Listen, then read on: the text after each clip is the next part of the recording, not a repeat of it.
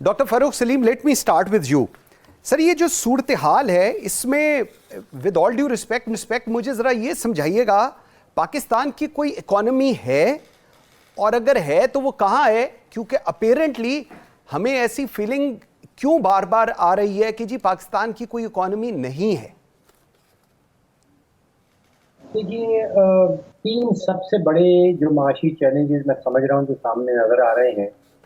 सबसे बड़ा चैलेंज 24 करोड़ पाकिस्तानियों के लिए है, वो खुराक की महंगाई, फूड इन्फ्लेशन जिसको हम कहते हैं. दूसरा इशू जो आ रहा है वो बिजली के बिलों का आ रहा है, उसकी अफोर्डेबिलिटी का आ रहा है, और तीसरा डिप्रिशिएशन है, जिस तेजी से रुपया जो है वो गिर रहा है. ठीक. आपने मीशत का जिक्र किया.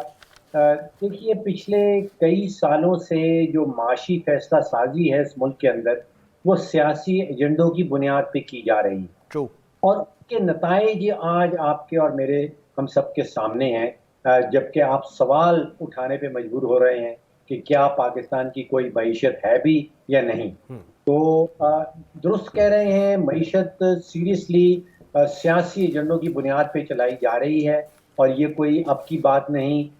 कम से कम 2008 के बाद जितनी भी हुकूमतें आई हैं 2008 और 2023 के दरमियान, उसमें माशी फैसला सादी जो है वो बड़ी हद तक सियासी बुनियादों के ऊपर, सियासी असर रसूख के ऊपर, सियासी एजेंडों के ऊपर चलाई गई, और उसका मईशत को बहुत बड़ा नुकसान पहुंचा है.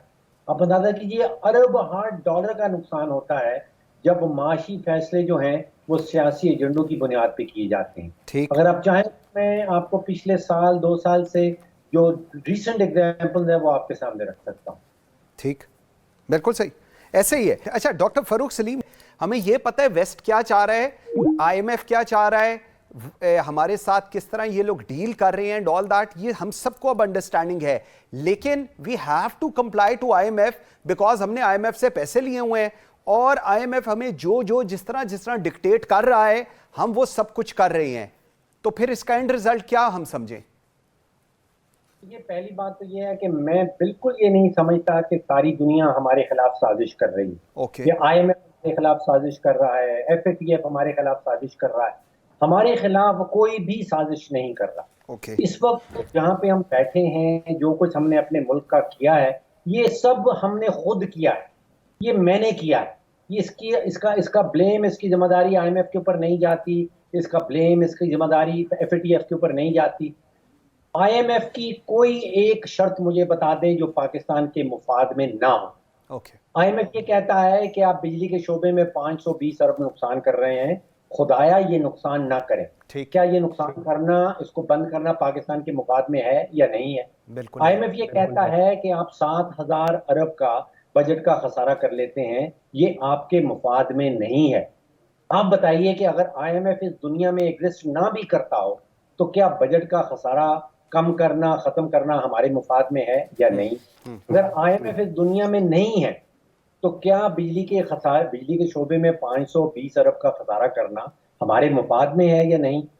ये बिल्कुल, ये जो साजिशी थ्योरीज हैं, उनके नतीजे में उनका नतीजा ये निकलता है कि जी आप हाथ पे हाथ धरे बैठे रहें, हमारे खिलाफ तो सारी दुनिया पड़ी हुई है, इसलिए हम तो कुछ कर नहीं सकते. ये साजिशी थ्योरी के नतीजे में बहुत कुछ, जिस पोजीशन में हम बैठे हैं कि हम कुछ करने के काबिल नहीं है, हमारे खिलाफ तो बड़ी बड़ी ताकतें साजिश कर रही हैं. क्या अमेरिका हमें कहता है कि आप अपनी पीआईए के अंदर 95 अरब का सालाना नुकसान कर दें?